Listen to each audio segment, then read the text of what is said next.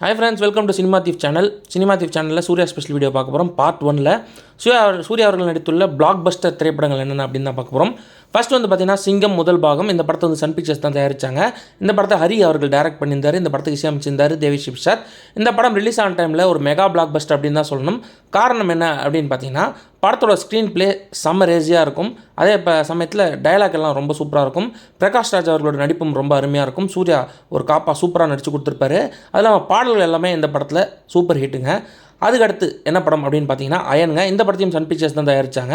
இந்த படத்தில் பாடல்கள் எல்லாமே ரொம்ப சூப்பர் ஹிட் ஆச்சு. இந்த படத்தை வந்து கேவி ஆனந்த் அவர்கள் தான் டைரக்ட் பண்ணியிருந்தார். இந்த படத்துக்கு இசையமைச்சிருந்தார் ஆரிஸ் ஜெயராஜ் அவர்கள். இந்த படத்தோட கண்டென்ட் ப்ளஸ் பாடல்கள் எல்லாமே ரொம்ப சூப்பர் ஹிட்டாக அமைஞ்சிருச்சு. அதனால் இந்த படம் ரிலீஸ் ஆன டைமில் மெகா பிளாக் பஸ்டர் ஆச்சு அப்படின்னு தாங்க சொல்லணும். சூர்யா அவர்கள் கேரியர்லேயே ரொம்ப முக்கியமான ஒரு படம் அப்படின்னு அயனை கூட சொல்லலாம். இந்த படத்தில் தமனா வந்து ஹீரோயினாக நடிச்சிருந்தாங்க. இந்த படம் ஒரு பிளாக் பஸ்டருங்க. அதுக்கடுத்து வந்து பார்த்திங்கன்னா வாரணமாயிரம் படத்தை கௌதம் மேனன் டைரக்ட் பண்ணியிருந்தார். இந்த படத்தில் வந்து சூர்யா வந்து ஒரு டபுள் ஆக்ஷன் பண்ணியிருப்பார். இந்த படத்தில் சூர்யாவோட கேரக்டர் ரொம்ப பெருசாக பேசப்பட்டுச்சு. அவரோட பர்ஃபார்மன்ஸும் ரொம்ப அருமையாக இருந்தது. இந்த படத்தில் பாடல்கள் எல்லாமே ரொம்ப சூப்பர் ஹிட் அப்படின்னு தான் சொல்லணும். இந்த படத்துக்கும் இசையமைச்சிருக்காரு ஹாரிஸ் ஜெயராஜ் சூர்யா அந்த காம்போ வந்தாலே படமும் சூப்பர் ஹிட் ஆகிடும், பாடல்களும் சூப்பர் ஹிட் ஆகிடும் அப்படின்னு இந்த படம் ஒன்ஸ் அகைன் ப்ரூவ் பண்ணிச்சு அப்படின்னே சொல்லலாம். கௌதம் மேனனோட டேரக்ஷன் ரொம்ப அருமையாக இருந்திருக்கும் இந்த படத்தில் அப்படின்னு சொல்லலாம். ஒரு மெகா பிளாக் பஸ்டர் படம் தாங்க வாரணமாயிரம். அதுக்கடுத்து வந்து பார்த்திங்கன்னா கஜினி படத்தை வந்து ஏஆர் முருகதாஸ் அவர்கள் தான் டைரக்ட் பண்ணியிருந்தார். இந்த படத்தில் சூர்யா, அசின், நயன்தாரா இவங்களாம் இணைந்து நடிச்சிருந்தாங்க. இந்த படத்துக்கும் இசையமைச்சிருந்தார் ஹாரிஸ் ஜெயராஜ். ஸோ இந்த படத்தில் பாடல் எல்லாமே ரொம்ப சூப்பர் ஹிட் அப்படின்னு தான் சொல்லணும். சூர்யா அவர்கள் வந்து நடிப்பில் ரொம்ப சூப்பராக நடித்து கொடுத்துருப்பார் இந்த படத்தில். இந்த படத்துக்காக நிறைய அவார்ட்ஸும் அவர் நிறைய ரிசீவ் பண்ணியிருந்தார். அசினோட கதாபாத்திரம் ரொம்ப சூப்பராக அமைஞ்சிருந்தது.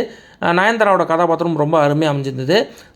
அதாவது ஓவராலாக பார்க்கும்போது இந்த படம் வந்து ஒரு பிளாக் பஸ்டர் படம் அப்படின்னு தாங்க சொல்லணும். அதுக்கடுத்து பிதாமகன் தமிழ் சினிமாலேயே மறக்க முடியாத ஒரு திரைப்படம் அப்படின்னு தான் சொல்லணும். சூர்யா, விக்ரம் இவங்க இணைந்து நடித்திருந்தாங்க. ஸோ விக்ரமுக்கு இந்த படத்துக்கு நேஷனல் அவார்டும் கிடச்சிது. அது இல்லாமல் சூர்யா அவரோட கேரக்டரைசேஷன் இந்த படத்துக்கு ரொம்ப அருமையாக அமைஞ்சிருந்தது அப்படின்னே சொல்லணும்.